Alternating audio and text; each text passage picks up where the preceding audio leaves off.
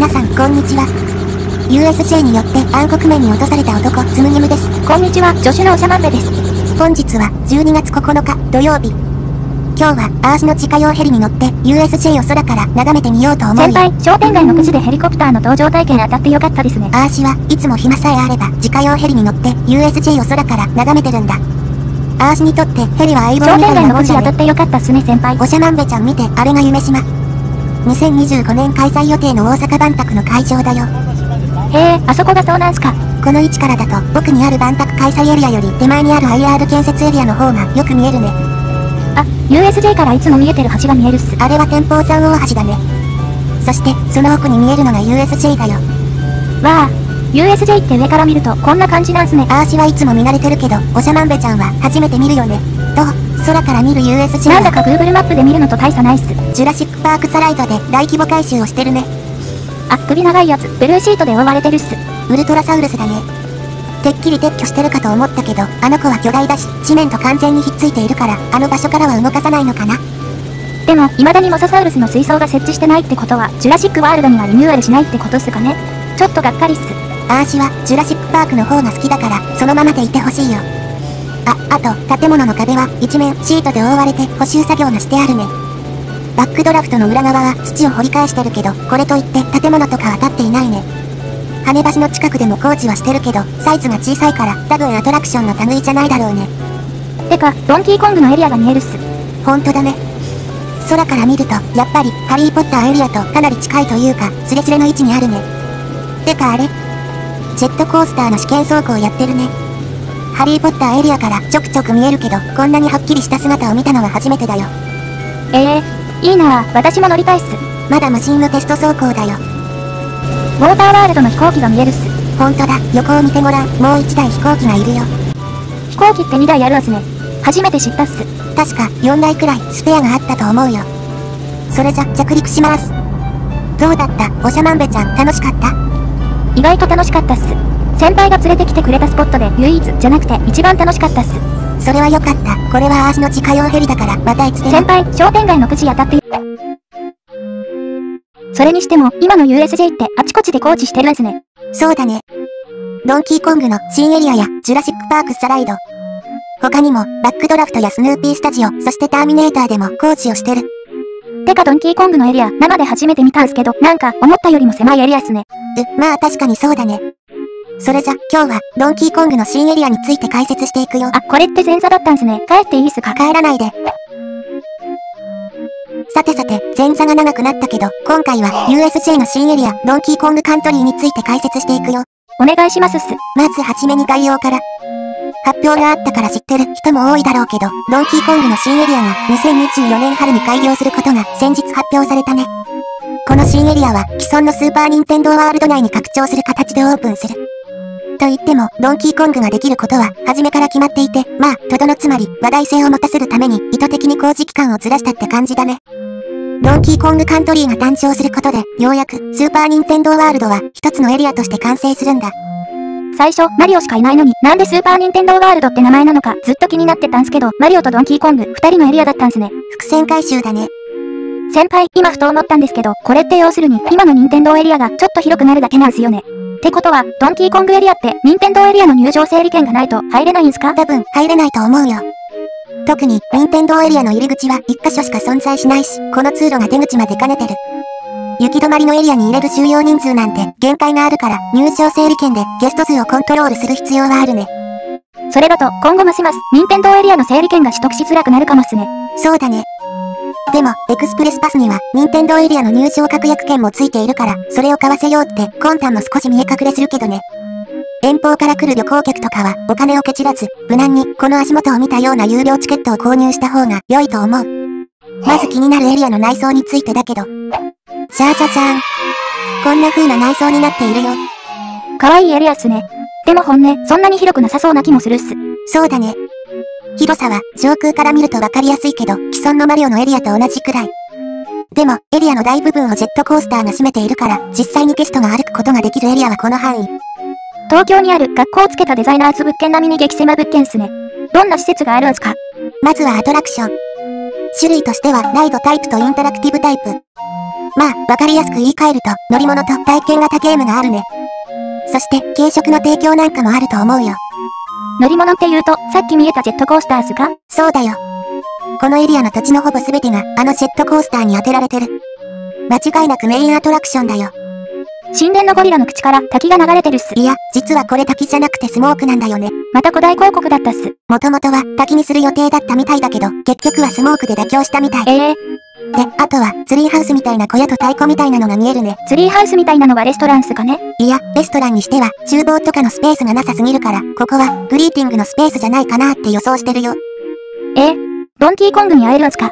それは楽しみっすね。そして、この手前にある飛行機はショップかな。建物が大きいし、最初はステージかなとも思ったんだけど、この狭いエリア内で、ドンキーコングがテーマのショーをするのは、ちょっと需要がなさすぎる気もするから、ここはショップだと予想する。レストランはないんすか？フードスタンドはあると思うけど、レストランはないと思う。フードスタンドは、まあ、この位置かな。南国をテーマにした軽食が提供されると思うよ。そして、上空から眺めた時、ここに太鼓が複数並んでいたよね。それが PV でも紹介されていたインタラクティブゲームになるだろうね。インタラクティブゲームって言うと、あの腕にバンドをつけてプレイするやつっすか？そうそう、既存のものではキーチャレンジがあるね。別売りのバンドを客に購入させてゲームをプレイさせる実質有料のアトラクションだよ。それが、このドンキーコングエリアにもできるんすね。そうだね。ただ、既存のキーチャレンジとは別物みたいで、発表によると、K-O-N-G のアルファベットを集める、みたいな内容らしい。それが、この太鼓のインタラクティブゲームと関係してるのかは、わからないけどね。ドンキーコングのパワーアップバンドも発売されるらしいから、スマホアプリを使って競ったりもできる。USJ は、最近こういった体を動かす系のアトラクションに注力してる印象はあるね。あーしは何も考えずに、ぼーっと楽しめるアトラクションの方が好きだけど。さてさて、この新エリアのメインアトラクションがこちら。ドンキーコングのクレイジートロッコ。なんかレイジングスピリッツみたいっす。ストーリーも一応あって、トロッコに乗ってジャングルを疾走し、敵族からゴールデンバナナを守るっていう内容らしいよ。興味深いのがアトラクションのロゴ。マインカートマッドネスって書かれているよね。あ、これって、もしかして、英語と日本語でタイトルが違うやつっすか？その通り。USJ では、ミニオンはちゃめちゃライトなどで撮られてる手法だね。英語が読めない頭チンパン腰振りパンパンの日本の若者にも理解できるように、バカでも覚えれる放題が付けられてるんだ。先輩、また炎上しますよ。この、ドンキーコングのクレイジートロッコっていう、アトラクションが、おそらく、このエリアの唯一のライドアトラクションになる。とどのつまりジェットコースターだね。へえ、でも、またジェットコースターなんすね。正直パッとしないっす。確かに、またコースターかよ、って気持ちは本音あるね。でも、ドンキーコングのアトラクションはコースターこそがふさわしいんだよ。というと、ドンキーコングといえば、ゲームに登場するトロッコのステージが印象的なんだ。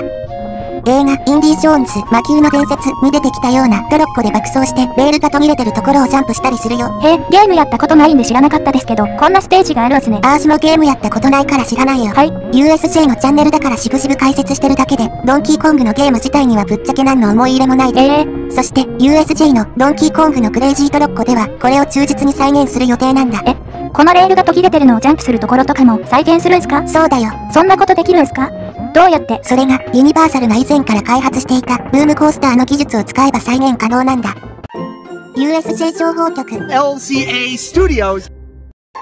USJ kanji, I don't know. LCA Studios. まず、この画像を見てほしい。これは、ユニバーサルが特許申請した、ブームコースターの設計図だよ。これが、人類の夢、途切れたレールをジャンプできるジェットコースターの種明かしになっているんだ。トロッコの横にアームがついてるっすね。それに、アームの先には、トロッコとは別の車輪がついてるっす。そうそう。トロッコにも車輪がついているけど、これはレールとは接していない。つまりダミーなんだよ。ダミー？この図面を、よりわかりやすく解説したのが、この 3D アニメーション。トロッコは一見すると、レールの上を走っている。でも、実はこの車輪とレールはダミーで、実際にはトロッコについているアームを使って動かしているんだ。こうすることで、トロッコは途切れたレールを飛び越えたり、飛び跳ねたりするような動きを再現できるようになっている。へえ、種明かしをすると単純ですけど、面白い構造っすね。このブームコースターの技術を使えば、ドンキーコングのゲームの世界を再現できるってわけだよ。このコースターは、シンプルな仕組みながら、開発はかなり入念に行われた。2018年9月頃には、ユタ州のオグデンの街に、突如、これと同じ、ジェットコースターが建設されていた。というのも、ここには、ピーター戦車っていう金属加工メーカーがあって、そこで入念な実地テストをやっていたんだね。2018年って言うと、まだ任天堂エリアすらできてないじゃないっすか。こんな昔からリハーサルをやっていたんすね。それじゃ、さっきヘリから撮影した映像を見てほしい。USJ でもコースターの試験走行はもう始まっているんだ。さっき見たユタ州のコースターと同じのが走ってるっす。この試験走行は地上からも見ることができて、隣接するハリーポッターエリアからも普通に見えてたりするよ。へえ、ハリーポッターエリアから丸見えなんすね。もうギリギリの位置に立っているからね。フォービドゥンジャーニーを並んでいると、木々の隙間からすぐ隣をトロッコが走行しているのが見えるし、音も聞こえる。実際、ドンキーコングエリアが開業したら、悲鳴とかがハリーポッターエリアにまで流れてきそうっすね。そして、このジェットコースターは、一見すると、この鉄道のレールを模したコースを走っているように見えるけど、実は、このレールは、ダミーで、実際には、この下に隠してある、別のレールを走っているんだ。この構造は、オーランドで、現在建設中の任天堂エリアの写真を見ると、よりわかりやすい。本当っすね。レールが2つあるっす。でも、こうやって見ると、ダミーじゃない方のレール。実際のレールの方も結構目立ってるっすね。確かにそうだね。個人的にちょっとアームがついている方の座席は種がすぐに分かって外れ席な気がするっす。確かに、それに後ろの席だと途切れたレールが見えないと思うから、前列左側の席以外は、まあまあ外れの席かもしれない。でも、この辺りは実際乗ってみないとわからないかも。先ほどの 3D アニメーションでもわかるように壁とかをうまく配置すれば、アームやレールも細かせると思うよ。さっきヘリからも試験走行が見えていたけど、ちょうどトロッコがジャンプするシーンも映ってたね。マジっすか？例えばここ。奥のレールが途切れているけど、その向こうから。そして着地。ほんとだ。そして次にここ。右からやってきたトロッコ。しかし、その前方には途切れたレール。そして、着地。いや。ちょっと先輩。何？肝心な飛び越える瞬間が映ってないっすよ。ごめん、おしゃまんべちゃんも乗ったからわかると思うけど、ヘリって実際かなり揺れるから写真撮ったりするの大変なんだよね。初めてヘリから撮影なんてしたけど、あんなに撮りにくいとは思わなかったよ。へえ、いつも乗ってる自家用ヘリなのに不思議っすね。でも撮れてる映像の中では一番ここがわかりやすいね。これは最初の巻き上げ部分。公開された PV でも映っていたけど、ここだけ床がレールじゃなくて石畳風になっているんだ。ほんとっすね。その手前まではレールになってる。そしてトロッコがそのまま走ってくる。でも、レールが途切れた後もぐんぐん登っていく。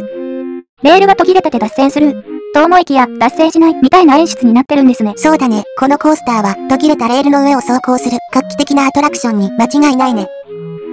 でもこれって、そのダミーのレールの上を走るって部分以外は、基本的に普通のジェットコースターっすよね。キャラクターが出てきたり演出みたいなのはないですか？一応、屋内に入ったり、屋外に出たり、そういうコースにはなっているよ。例えば、こことか、遺跡の中にレールが入っていく様子がわかるね。屋内の部分には小シーンがあると思われ、ヨッシーアドベンチャーみたいに、ドンキーコングが出てくるんじゃないかなって予想してる。先輩、ちなみに、このジェットコースターって怖いんすかね？怖さ。どうだろうね。さてはおしゃまんべちゃん、怖いんだ。別にそんなことないっすよ。ただ、ちょっと気になっただけっす。怖いんだ。おしゃまんべちゃんも可愛いところあるね。ヒューヒュー。先輩のバカ、インフィンタムシ。でも、確かに最もみんなが気になっているのは、どれくらいスリルのあるアトラクションなのかっていう点だろうね。そこで、さっき風船カメラが捉えた試験走行をもとに、このコースターの時速を計算してみようと思う。まずは、この直線のレールの長さを、Google Earth を使って計測してみると、45.79 メートル。まあ、46メートルとするね。そして走行するのにかかった時間は 4.88 秒。計算すると、時速 33.93km とわかる。次に、ここの U 字のレール。Google Earth でレールの長さを計測すると 89.82 メートル。まあざっと90メートルとして、このレールを走行するのにかかった時間は 9.6 秒。約時速 33.75km。さっきと同じような数値が出た。つまり、このジェットコースターの速度は時速33キロ以上だと予想されるよ。ヤードポンド法愛好家に習って表現するなら時速 20.5 マイルだね。へえ、それって他のジェットコースターと比較するとどれくらい速いんすか？そうだね。例えばフライトオブヒッポグリフは時速 45.9 キロ。そして、もうクローズしちゃったけど、例えば、スヌーピーのグレートレースの時速が36キロだよ。グレートレース、あれよりも遅いんすか？てか、ヒッポグリフって意外とスピード速いんすね。でも、時速33キロってのは、あくまで目算によるものだし、ファーストドロップのスピードはわからない。だから、時速35キロ前後と仮定して、グレートレース以上ヒッポグリフ未満のスピードなんじゃないかな。それじゃあ結構怖くないんすね。そうだね。多分怖いアトラクションではないと思うよ。でも、こればかりは実際乗ってみないとわからないけどね。ブームコースター自体がまだ誰も乗ったことがないアトラクションだから、実際乗ってみると意外と怖いってこともあるかもしれないし。ああなるほど。このアトラクションのために開発したコースターですもんね。例えば、ヒッポグリフって動きが非常に滑らかで意外とスリルがあったりするよね。そういう感じでジェットコースターが苦手な人がどう感じるかはわからない。何にせよ、スピードはそんなに速くないよ。ちなみに、ディズニーリゾートのコースターで比較するなら、例えば、ディズニーランドのガジェットの GO コースターは時速35キロ。ディズニーシーのフランダーのフライングフィッシュコースターは時速33キロだよ。ジェットコースターが苦手って人はこれらのコースターと比較して乗れそうかどうか判断してね。身長制限だけど参考に他のジェットコースターではフライトオブザヒッポグリフやスヌーピーのグレートレースが身長92センチメートル以上だから同じくらいじゃないかなと思う。ヤードポンドフォア愛好家に習って表現するなら3フィートだよ。でも身長100センチメートル以上ってことはなさそうですね。余談だけどテスト走行を見ている限り車間は結構短くて1分3秒間の間に5体のトロッコが通過する。これをもとにこのアトラクションの回転率を計算すると1時間あたり1143人を輸送できるみたいだね。それって回転率はいい方なんですか？小さい規模のアトラクションにしてはまあまあいいんじゃないのって印象かな。でも、ドンキーコングエリアのライドアトラクションはこれしかないから客が一気に押し寄せて混雑がえらいことになりそうだけど。例えるなら、ヒッポグリフのために大勢のゲストが血眼になって突進してくるような感じかな。実際に測ったわけではないけど、ウィキペディア先生によると、ヒッポグリフは1時間あたり780人をさばけるらしい。ヒッポグリフに分かってるんですね。ちなみに、大規模輸送が得意なアトラクションとしては、ジョーズやジュラシックパークザライドが挙げられるけど、先日測定したら、ジョーズは10分間で6台が走行。ジュラシックパークが11分で14台が走行してた。計算すると、1時間あたりジョーズは1728人、ジュラシックパークは1907人を輸送できるスペックがあったよ。先輩、パークでいつもそんなことしてるんすか？最後におさらいをすると、ドンキーコングカントリーは新エリアというより既存のスーパーニンテンドーワールドの拡張といった方が正しい。それゆえ、ドンキーコングエリアに入場するには、おそらくニンテンドーエリアの入場整理券が必要。そして、ドンキーコングエリアは、ジェットコースターとインタラクティブゲーム、あとは、軽食屋や売店などで構成されていて、正直かなり狭いエリアになっている。ジェットコースターのスピードは、時速35キロ前後と予想され、絶叫マシンというほどではない。身長制限も100センチメートル以下だと推定される。まあこんなところかな。小さいエリアだけど、楽しみっすね。確かに、楽しみだね。でも、不安もいくつかあるよ。というと？実は、今、USJ には、アトラクションがめちゃくちゃ少ないんだ。もともと、スパイダーマンザライドがクローズすることや、ジュラシックパークザライドが2025年まで休止することは決まっていたんだけど、スヌーピーのグレートレースが不調によりクローズ。そして、コロナ不況の余波か、ターミネーターやバックドラフトもクローズした。今、USJ は、とにかくアトラクション数が少ない。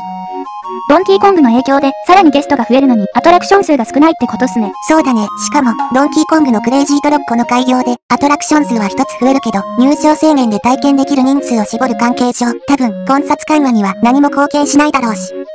そもそも、ニンテンドーエリアは、すごく狭いエリアだから、ドンキーコングエリアが拡張したからといって、大して広くなるわけじゃない。この混雑をどうやってコントロールするつもりなのかは気になるかな。何にせよ、待望の新エリアっすよ。私は期待大っすね。まあそうだね。それじゃ、今回の動画はここまで。この動画が面白かったら、チャンネル登録と高評価よろしくっす。それじゃまた次回にご期待ください。それでは、さよなら、さよなら、さよなら。